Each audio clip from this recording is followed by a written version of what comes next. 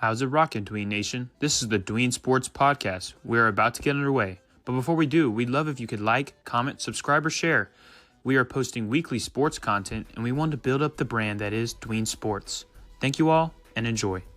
Welcome in, Dween Nation. This is your host, Justin Pies, alongside Genoa Agudelo. And today's a special episode because it's our first official off-season episode because we just had our Super Bowl reactions, and that will start us off heading into the 2025 season. And we're going to do it by talking about head coaches because a good coach means good things for your team, as you can see it with Coach Sirianni, Coach Andy Reid in these past Super Bowls. You saw it with first-year coaches Dan Quinn, Jim Harbaugh. So there's this point in the season, even though it's February, there's some big names that are now leading NFL teams that we need to discuss. Is it a good move? Is it a bad move? What does it change about these players, especially in fantasy? Is it an offensive coach that we like? Is it a defensive coach? You will see. You will get to hear it all out. But before we dive into it, how you doing, my brother? Yo, Dween Nation. Justin, I'm officially handing this off to you. We're going to San Francisco, okay? We're done out of New Orleans. We're going to San Francisco, Justin. We're getting ready, and a lot of these hirings, Justin, could be in effect into next year, right? I mean, a few years ago, right? Last year was Dan Quinn. A few years ago was Sirianni, Dan Campbell. I mean, these guys have been game changers. Of course, my Houston Texans, going for D'Amico Ryans.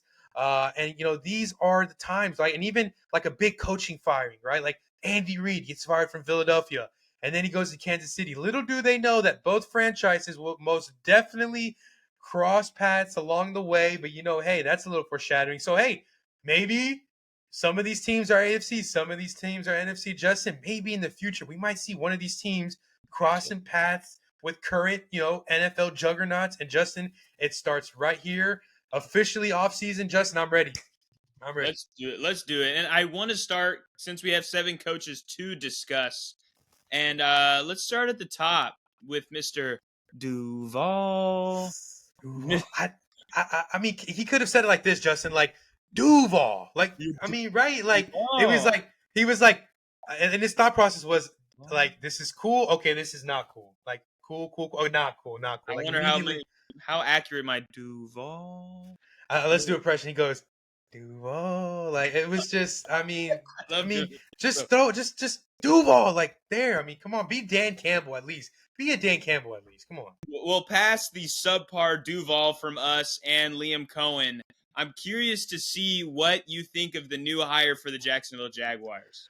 Well, Justin, my biggest question is, what are they going to do at the running back situation going next year, right? Travis Etienne has become an ultimate disaster, right? Tank Bigsby was good, and then kind of until he really wasn't good. And so what are the Jags going to do, right? Are they really, like, yes, you signed Trevor Lawrence to that, but do you guys really feel the love for Trevor Lawrence? Are you invested? Do you want to build around him?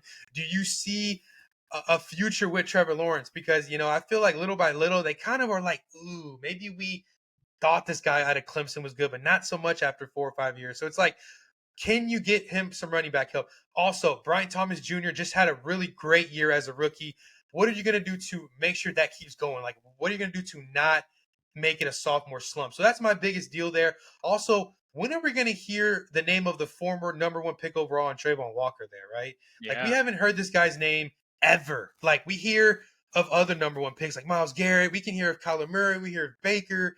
We hear of, Cam Newton, whatever, when he was playing. But it's like, this is like the number 1 pick we've never really heard of. Like, Justin, I've heard of number 1 picks that were offensive linemen more than this guy, right? So what are they going to do to elevate that? For me to give it a grade, I'm going to go B- just because he only had 1 year in Tampa to really prove himself.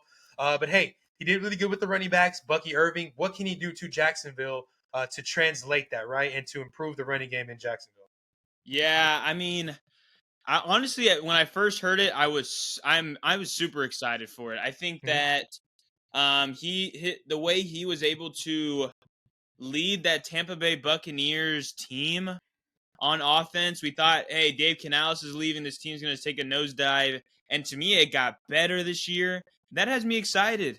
I think that with what he can do with some of these young pieces, with Lawrence and BTJ He's already talked highly of the running back room. Like, I don't think he's Really? looking to make any changes. Maybe make it more of a 1-2 punch, like Bucky and Rashad White kind of thing, Mhm. where maybe one will kind of stand out. But I think that this roster, well, I could see if they have some money issues that Christian Kirk or Evan Ingram could be cut just because they're getting paid a lot of money. And like the Jaguars still have Brenton Strange, who's a solid young tight end. But just say if you look at the roster the way it is now, I mean, I like the weapons. You got Evan Ingram, you got Christian Kirk, you got BTJ. They have the 5th overall pick. They could go Tet McMillan there. I would love to see that. To be, I mean, that duo of Tet McMillan and Brian Thomas Jr. would be perfect. The offense would make me really excited. Now the real discussion is the defense. Mhm. Can they step up? I mean, you're right. They have, Josh Hines Allen. They have Trayvon Walker.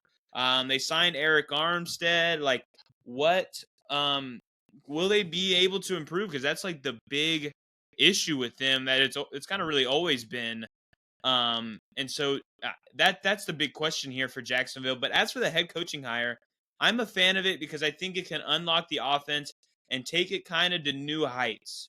Now, to be quite frank with you, it's kind of silly to think, but the way the press conference went makes me like somewhat skeptical because he just looked like a goofball out there, and I Mhm. hopefully that's not exposed or anything, because that was kind of tough, and I know it's kind of silly to use it as a maybe reason why he might not be a great head coach, but Mhm.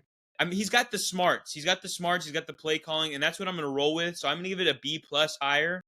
But Mr. Duval, we're gonna have to see it. We're gonna have to We're gonna see have to some see. improvements. Hopefully, Mhm. I think they signed. I need to look up who their defensive coordinator is now. Um, but that would Anthony Campanile. You know what? I will further research him, and in another episode we can discuss that hire because I think that will ultimately determine how good Jacksonville is this year because I think Mhm. the offense will improve. Moving to team 2, let's talk about the New Orleans Saints. Their new head coach is now a Super Bowl winner, as Kellen Moore, the former offensive coordinator for the Eagles, 2 days after winning the Super Bowl, is headed back down to New Orleans. So he won the Super Bowl in New Orleans, went back up to Philly, maybe got all of his belongings, and is flown back down to New Orleans to be the new head coach there. And funny enough, he's like the same age as Derek Carr. They both played in college, and Kellen Moore actually won that game by like 50 points. It was like crazy. But the team that Kellen Moore is inheriting is not great. He's a fine candidate, but with the resources he has and the cap hell that the Saints are in, it's got me a little worried about the future of this team with Kellen Moore. What do you think? Well, Justin, first of all, I got to say, what a sweet week it's been to be Kellen Moore, right? I mean, you Yeah, win the for Lombardi, right? You get a couple days to party in NOLA, right? I'm pretty sure he partied. oh But heck then while you're partying, you got your phone right here, and it's like, hey, man, sign this deal, man. And so maybe he left for a day. Maybe he left a little token, a little dessert in the fridge. I'll be back. A little. Maybe he was able to break into his office. The first week, they got into New Orleans, I believe, Monday, right? Like last Monday, going into the Super Bowl, right? For media Mhm. night off. So maybe he was already setting up his office and everything, doing, Right. film work on how to dissect this Chiefs defense. And boy, did he ever. So now he can coach in a stadium where he can be like, hey, maybe I got my butt whooped today, week 4, 40-0 at home. But hey, at least I won a Super Bowl here. But hey, I think with Kellen Moore, he's one of those young hires that he's going to struggle a little bit, right? It might not be pretty this year in New Orleans, but you'll see flashes, right? You'll see, I mean, for example, if they decide to not go forward with Carr and then they're just like, hey, let's give this Spencer Rattler guy, right? I mean, Kellen Moore was this, quarterback at, I think it was Boise State, kind of like this gunslinger at Boise State, and then learns these gunslinger coaching mechanics when he's in Dallas, right, with Dak Prescott, and then he translates that here. He was in LA for a year as well with Keenan Allen and Justin Herbert. And it's like he has that understanding of how to have a high, fast paced offense, a shotgun formation kind of offense. And so I feel like he'll have some flashes as a coach where you see Rattler 306 yards, 3 touchdowns. They might not win the game, but at least Olave eats. And maybe Rashid Shaheed, Justin, becomes a star in the making. Maybe he has a breakout year at wide receiver, maybe like a Chris Godwin, right? Well, the Chris Godwin, award of the year, we might have to call that in the fantasy world, where you break out, no one really sees it coming. And so it's just like, I think that Kamara could benefit, but it's just like you really need to put 100% in the draft. That's what I feel with Kellen Moore. So Yeah. that's what they need to do. They need to draft offense, because New Orleans has some great pieces from that Dennis Allen, Sean Payton defensive, the solid defensive tree. Cam Jordan doesn't have much more years there, but I think that you definitely need to build offense. Maybe get another receiver, another quarterback, or draft Gene, right? I think they need a dynamic offensive player from the draft. Running back, wide receiver. I don't care if you already have Olave. I don't care if you already have Kamara. Kellen Moore needs to start things off with some juice. I like it at a B-, Justin. B-. I think that's a good grade there. Mhm. I would give it a, you know what? I'm going to give it a B- as well. Like, I think he's a better coach than Schottenheimer is, even though that's kind of Ooh. spoiling that. But the team he's going to, I just don't see the Saints being very good next year. Like, maybe if Kellen Moore was the coach of the Cowboys, I could be more excited.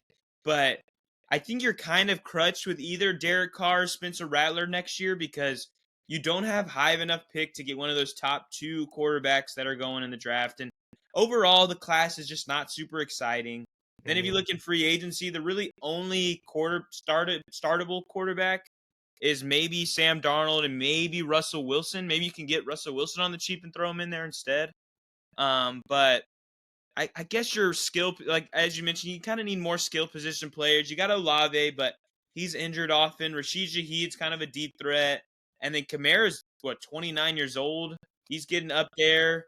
So they're just needing some help, but they just don't have money to sign many people. So as you mentioned, the draft is kind of where they're going to need to do it, where they're going to need to hit on players to help them make a run. Now, the biggest plus for these Saints is that their division is winnable. I mean, we've seen it. Like, the Buccaneers should be getting a little worse heading into next year. Atlanta's kind of right there, obviously, and then the Panthers are going up, but it's all kind of in this little range where a different number of outcomes could happen, and the Saints could jump out on top somehow. But overall, I give it a B-. We'll move to the next coaching hire here, and we're going to talk about the Dallas Cowboys hire, and Brian Schottenheimer as our guy Garf said in his funny video, Brian Oppenheimer, which is funny. I don't know if I had to mention that. But anyway, Brian Schottenheimer is the new coach, which to me is the most bleh, meh, yuck, uninspiring move that any head coach hiring that we've seen. The Cowboys it's a beautiful spot, right? There's a big spotlight on Dallas because the Cowboys are just a big name. But there's always a cloud, and that's Jerry Jones, and he makes it where no real good coaching candidates want to go there, and that is the story of this offseason. It was really like there was some Deion Sanders talk, there was some Kellen Moore talk, and then all of a sudden it was, Brian Schottenheimer is going to get this job. He was obviously the offensive coordinator there last year, but he wasn't calling plays. It was Mike McCarthy. So yeah, I'm going to give it a B- just because I'm not thoroughly excited about it. I think they could bounce back because all their players will be healthy again, maybe, but there's no Super Bowl in sight for this team with this coach. Yeah, Justin, here's the thing.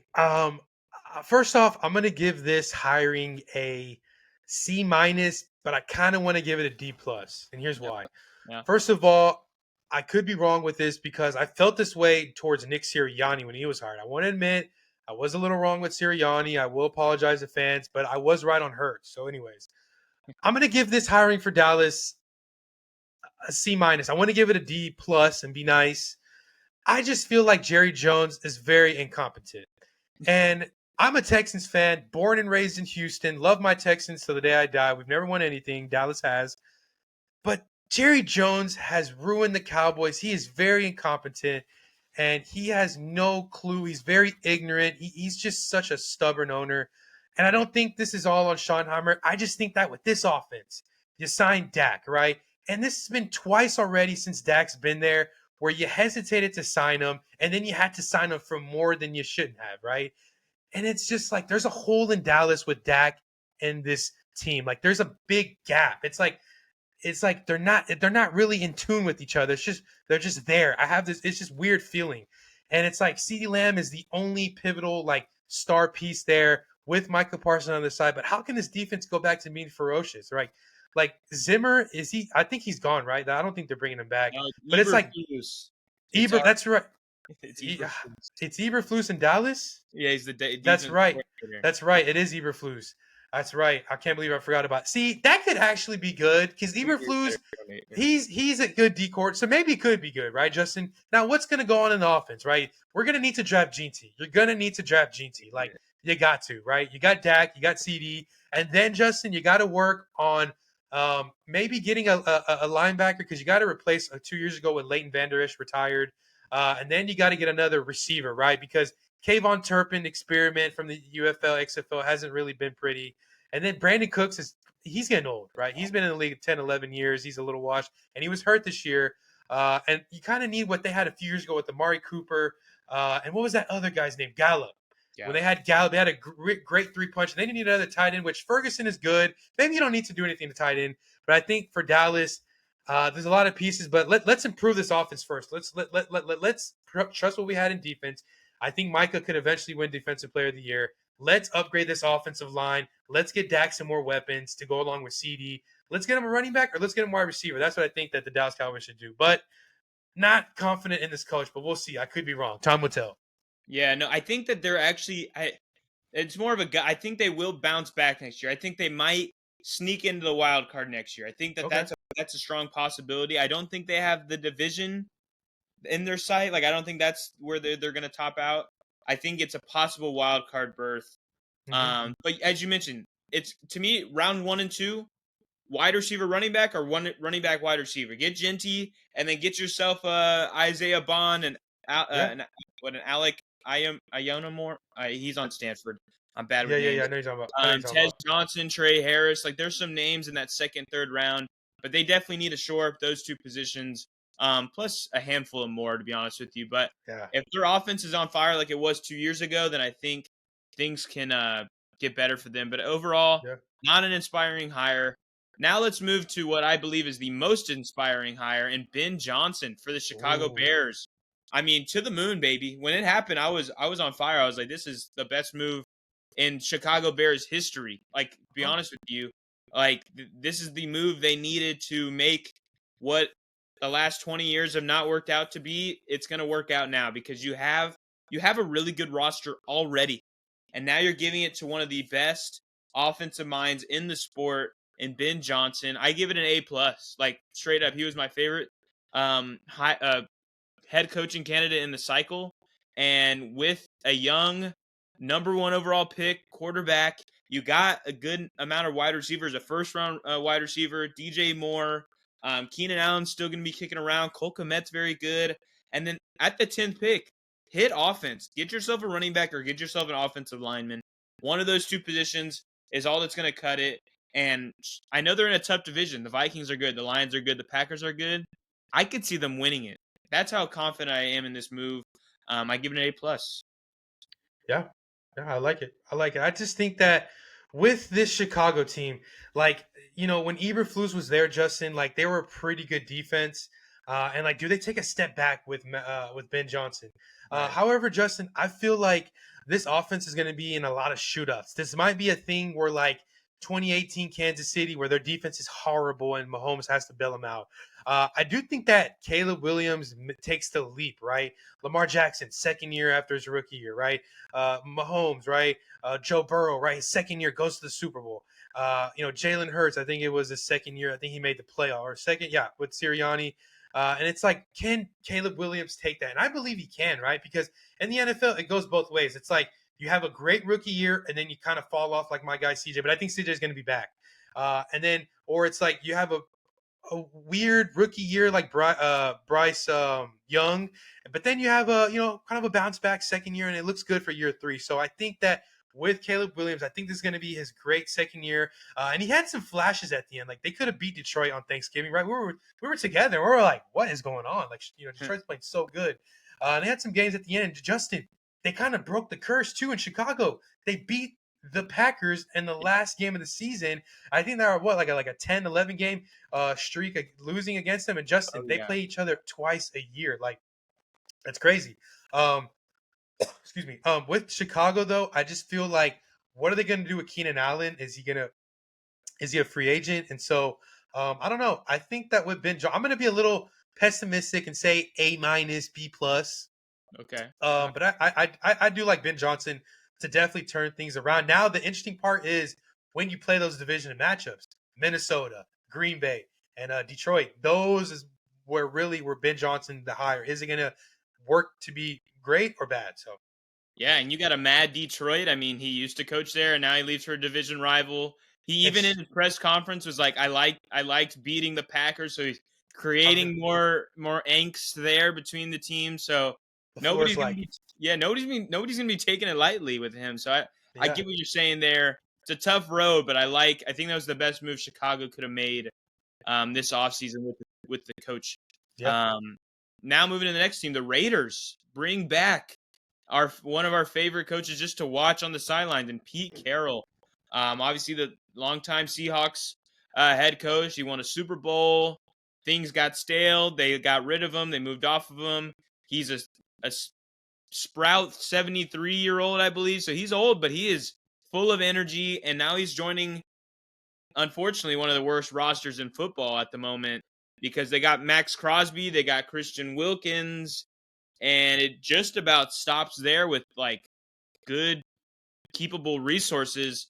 But I'm hearing through the grapevine, hey, maybe get a Sam Darnold. You have the sixth pick in the draft, so you can work with that. But overall, I like the hire. I think that it's not the best, obviously. Obviously, he got let go for a reason, yeah. but I mean, he's got the pedigree. He's one of the very few available coaches that have won a Super Bowl. And obviously, he's got that Tom Brady's just right around here too, helping make moves for this team. So overall, I think it's good. I'm going to give it a B plus. Yeah, Justin, you know what? This is actually to me, I know Ben Johnson might be the most interesting hire. I actually think out of all these hirings, I'm actually the most interested in Vegas there, right? Because Yeah. they taken some new ownership. They understand that division, right? Reigning AFC champions. LA and Denver both made the playoffs. They're out on the outside looking in, like it's that SpongeBob meme. Like they're looking at Squidward and they're looking at Patrick and Sandy Cheeks and Sponge. They're like, damn, I want to be in the playoffs too. And it's like, they've had some good teams that was put together. Even in the Gruden that one season 2 Gruden was there, and it's just like. I think now they get a solid head coach, right? I love me some Antonio Pierce. I wish it worked out there. But with Pete Carroll, you mentioned he's got a lot of energy. And Justin, one thing that has caught my attention is when they meet up with LA, the Chargers, because Pete Carroll and Harbaugh there, Jim Harbaugh, they got some heat. And Chargers and Raiders have been in that division battling out for years and years and years with Rivers and Dan Fouts on one end going against Rich Gannon and Derek Carr. And that one year, Jamarcus Russell was a thing. And so I just feel like, hey, this is to me, I'm going to bump it to a B plus. This guy, Pete Carroll's won a Super Bowl. He was one yard Marshawn Lynch run away from, going back to back. And who knows, Justin, if they win that Super Bowl, maybe they might be the first team to three-peat because Justin, that Legion of Boom defense was sick. And I think that night in Arizona, it died, right? When Malcolm Butler made that interception. So who knows? He had some good teams after that. Russell Wilson had a couple MVP campaigns, that fell off at the end with Pete Carroll. But other than that, very interesting where they go in the draft. Brock Bowers is going to benefit the most, I think. I like it. Yeah, no, I forgot to mention Brock Bowers as a keepable piece. I definitely agree to that. But I think that division is interesting now. Look at the lineup of coaches in the division: Andy Reid, Sean Payton, and then Jim Harbaugh, Pete Carroll. Obviously, the Jim Harbaugh Pete Carroll rivalry is because Jim Harbaugh used to coach at UCLA, and Pete Carroll was at USC, so they have some rivalry there. I mean, there's both California schools. Kind of But funny yeah, that going. I'm excited. I it's gonna be tough for them, even tougher to me than Ben Johnson has it in his division because you got almost three-peat champs in the Chiefs, and then you got Yeah. teams that are on the rise in Denver and the Chargers. So But overall, that's the best hire they could have gotten once they missed out on Ben Johnson. So I like that there. And then arguably one of the best candidates who was off the market first, Mike Vrabel. I love it. To the Patriots. He used to play there. He's got that locker room spirit. He's got that grit that I just love to see in a coach. He doesn't take any BS. And he made some really good teams that went on some really solid runs with Tennessee. And it wasn't like Tennessee had a ton of talent. They had Derrick Henry, beast. They had a really good defensive line. But what, Ryan Tannehill? And I mean, they had A.J. Brown at times. He was young and solid. But it wasn't super special. But now he gets a New England team. Drake May. You got Drake May and Christian Gonzalez. Like, I'm trying to think of good names on this team. But I like the hire actually a lot. I have it over Pete Carroll. I have an A- for Mike Vrabel to the Patriots. Yeah, Justin, this is going to definitely be a solid turnaround there in New England. I definitely think that they are going to be a 8 or 9 win team. I got to see what they do in their draft pick. Are they picking 4th, right? Yeah. I think that they should make a trade to get Travis Hunter. You get an exceptional corner to pair with Christian Gonzalez, but then, Justin, you get a wide receiver to go with Drake May. Now, the only unfortunate news for Mr. Hunter, he won't be able to wear number 12 because there is this other guy that wore number 12 in New England. I honestly forget his name but I hear that they might retire number 12, or they already have. I don't know why New England would ever retire 12, but unfortunately, I'm reading that Travis Hunter won't be able to wear 12, which is egregious. Like, why wouldn't he? Like, come on, New England. But I think regardless, number 11 probably might not be able to wear either because Edelman wore 11. Maybe 13 or 10 is Drake May. Maybe 13 or 14 Mr. Hunter can wear, or maybe he can go the 80s, right? Who knows? But I think I'm very interested to see what they do there. Mike Vrabel is solid as they come there. And I think he's going to be able to, revitalize Ramondre Stevenson if he's not out the door. But definitely excited for that for sure.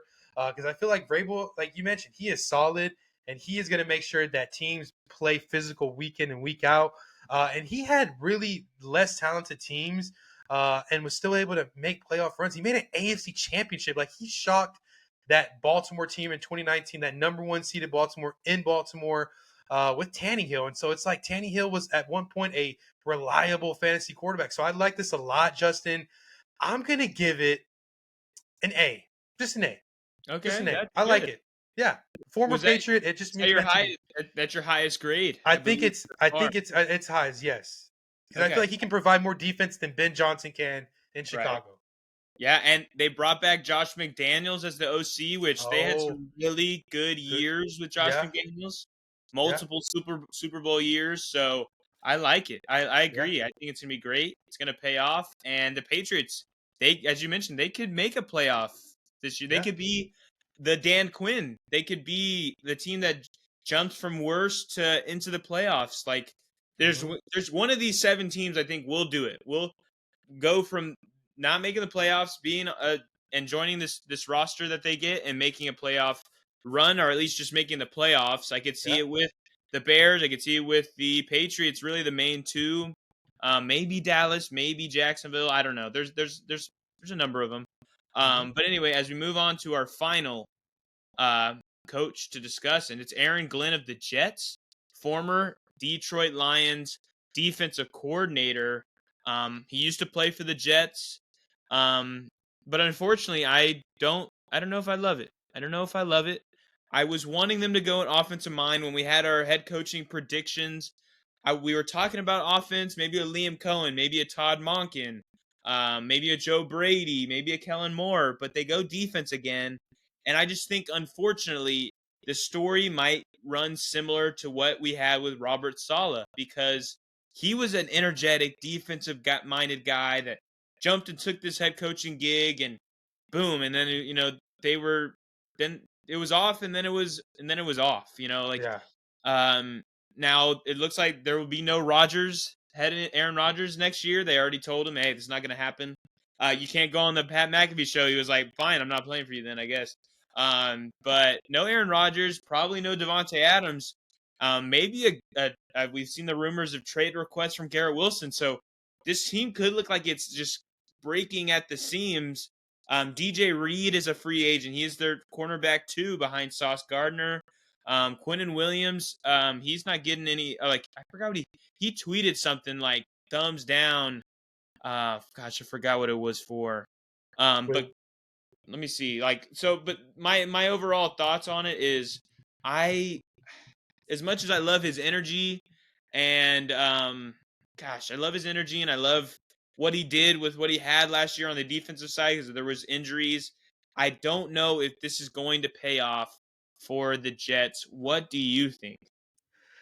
Here's the thing, Justin. You make a great point because the Jets kind of make this mistake. They hired the wrong coordinator. I mean, they hired Adam Gase, who was looked like a genius in Denver with Peyton Manning, and then he was an absolute disaster Yep. in New York. They get Robert Saleh, looked promising at first, and then it just, the Jets always felt, they always get these coordinators, and it's like, I like Aaron Glenn. I don't know if he was ready yet to be a coach, but he has been in this league for a while. I think I'm gonna give it a C minus. I think that they should have kept A-Rod because if you keep A-Rod, you keep Devontae.